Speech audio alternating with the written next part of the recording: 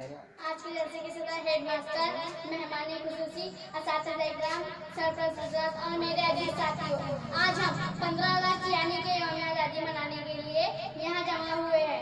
15 अगस्त 1947 को हमारा मुल्क अंग्रेजों की गुलामी से आज़ाद हुआ, इसलिए हर साल हम 15 अगस्त को जश्न यौम आज़ादी बड़े जोश व खरोश से मनाते हैं।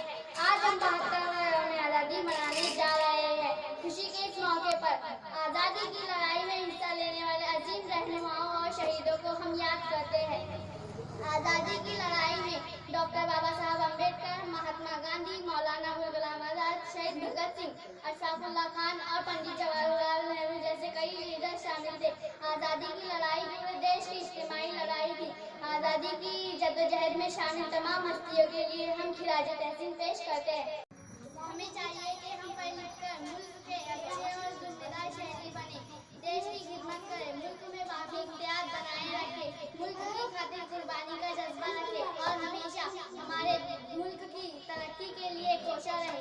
ये नफरत बुरी है न पालो इसे, ये नफरत बुरी है न पालो इसे, दिलों में है खलीश निकालो इसे, न इसका न उसका न तेरा न मेरा, ये वतन है हम सबका बचा लो इसे। शुक्रिया, जय हिंद, जय भारत।